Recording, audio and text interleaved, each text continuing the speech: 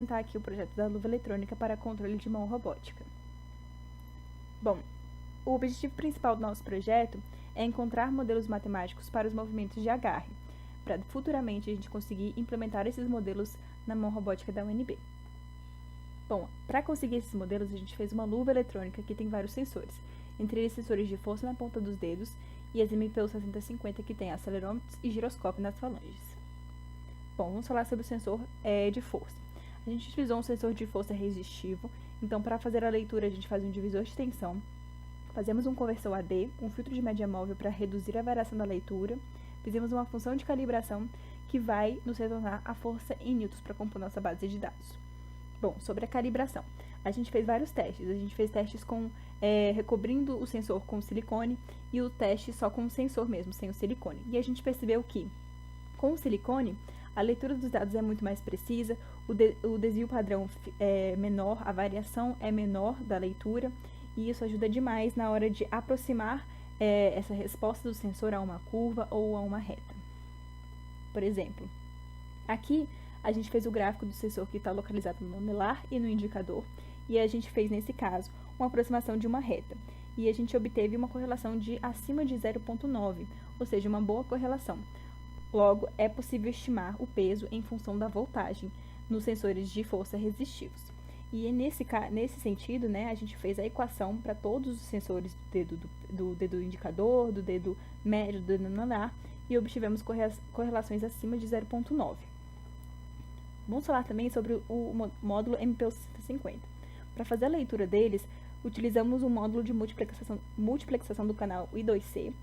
Fizemos a calibração pelo self-test, produzida por um membro da nossa equipe, e posicionamos essas MPUs nas falanges distal e proximal dos dedos médio, indicador e dedão. E aqui está um teste de agarre. Então, o primeiro movimento a gente começava parado, fechamos a mão e depois abrimos na posição inicial de novo. E aí a gente conseguiu observar isso com os gráficos de aceleração. Aqui está a aceleração no eixo X, no eixo Y e no eixo G das 6 MUs que a gente utilizou. Então, aqui a gente consegue visualizar que, né, ele fica aqui estabilizado em 1. Quando a gente fecha a mão, no eixo Z ele vai para 1,5 e no eixo X ele vai para -1, porque ele fica meio que de ponta cabeça. E depois voltamos para a posição inicial. Essas duas últimas aqui são as MPUs do dedão. Como ele tem esse movimento mais enrijecido, as amplitudes das curvas ficam menores mesmo. E aqui tá os gráficos do giroscópio. Então, quando a gente fecha a mão, ele consegue perceber esse giro. Quando a gente fica fechado, ele estabiliza. Quando a gente abre, ele volta a perceber o giro. Bom, nesse sentido, a gente fez a construção do nosso dataset. A gente fez um protocolo aqui com objetos e ações que a gente ia realizar. E a gente fez esse protocolo. Então, vou mostrar aqui um pouco dos vídeos. Nesse caso, é coletando os dados manuseando o cubo mágico. Nesse caso aqui, é coletando os dados colocando Dó, Ré e Mi aqui na guitarra. Esse, por exemplo, é coletando os dados enchendo uma garrafa. E também fazendo a assinatura, colocando a data.